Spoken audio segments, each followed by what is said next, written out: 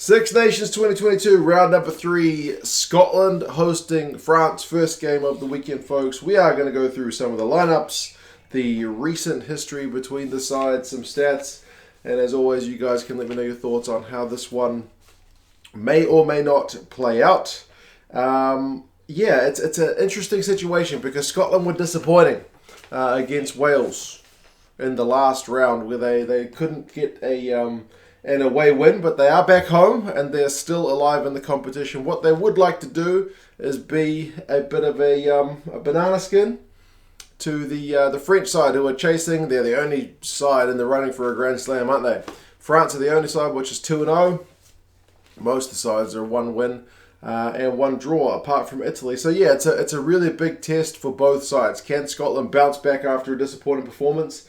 Can France put in some consistency and not have a campaign which includes that banana skin performance? It will be an interesting one to see. Scotland, they've probably got more injuries, I think, at this point than any of the other teams in the Six Nations. They've got a few guys out.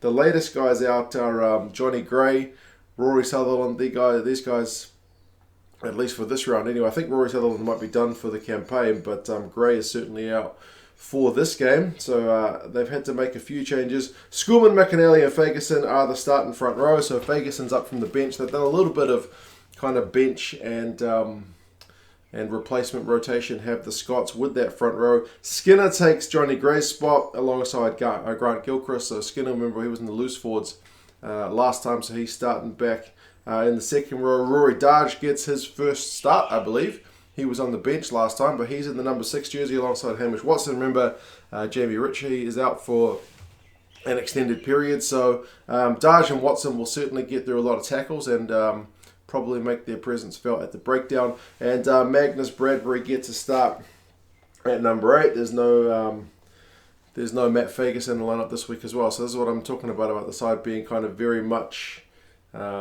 adjusted to fit the guys who are fit, basically.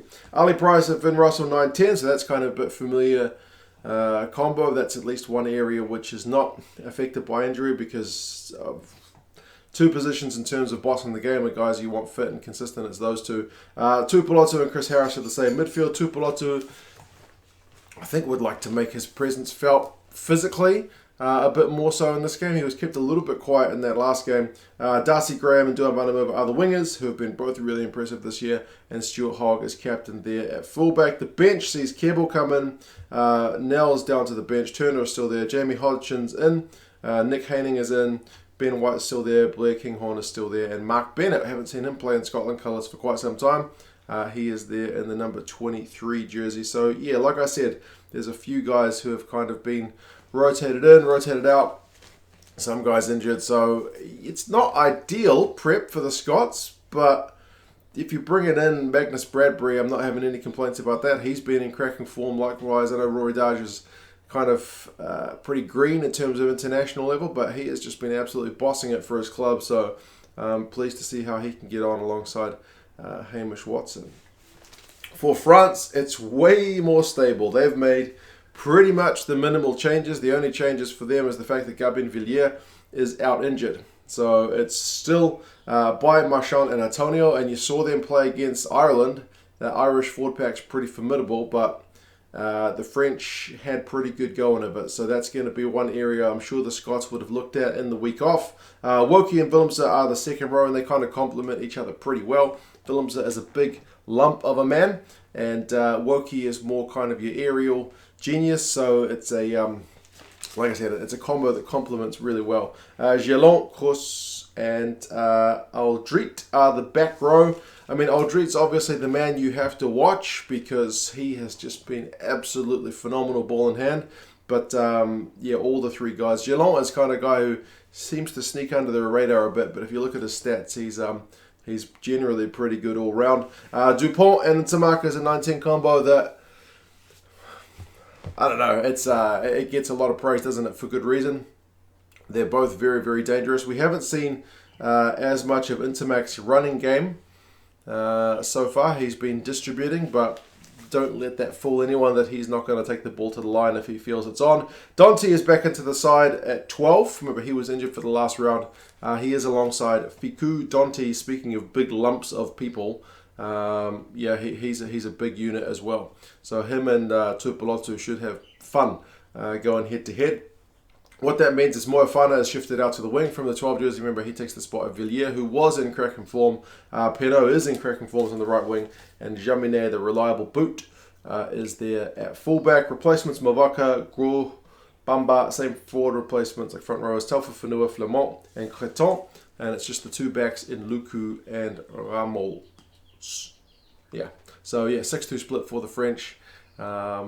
I guess Ramos is going to cover the entire back line apart from 9. It's always a bit of a gamble, but yeah, it is unfortunate they're missing Villiers because, like I said, he has been in really cracking form. I mean, speaking of wingers, though, it's a Scottish winger who is leading the way in broken tackles for the 2022 season. Last year it was Duhan van der Merwe, but this year, thus far, it's actually wee Darcy Graham. He's got 9 broken tackles, which is the top of the bunch. He's been really, really hard to bring down. Just ask Louis Rizem at that one. That being said, Penaud and Villiers are not far behind with 7 each. And as I said, it's really a pity Villiers is not there.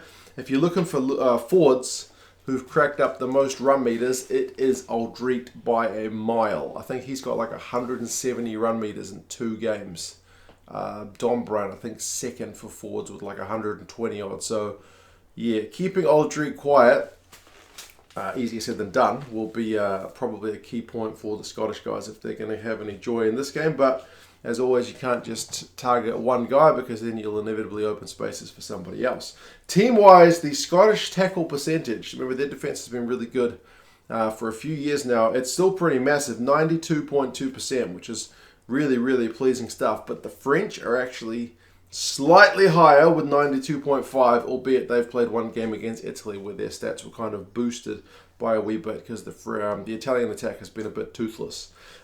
France are loving the offloads, 9 per game. They're the highest in the Six Nations, which is kind of not too surprising, although there's a couple of sides which are not too far behind in terms of the average number of offloads per game. It's just a skill set that Fabien Galtier seems to be willing to encourage and adds a bit of danger. The Scottish line-out's been pretty pleasing. I think it's at 100% so far after 2 games. Interestingly, the Scots score a lot of points in the first quarter. They've scored 7 and 11 in the 2 games thus far, so they seem to come out of the blocks pretty fast. But that being said, France also started really well against Ireland and they scored 13. So, yeah, interesting that the French game was interesting. Like their first game against Italy, they started each half slowly, and then they ran away with the game in the second half of each half. So the second quarter and the fourth quarter is really where they put Italy to the sword. But Italy, when they were able to keep up, fitness-wise, were able to kind of keep the French attack quiet. But against Ireland, the French attack started a lot sharper. So I guess maybe that's just shaking off a little bit of rust. But anyway, should be a pretty interesting one. Recent times, it's actually going Scotland's way, with Scotland having 3 of the last 5, the most recent being that 27-23 rearranged fixture in France last year. But the average score across the games is actually 22-18 to France, because there's one big blowout in 2019 where France won at 32-3 in a Rugby World Cup warm-up game.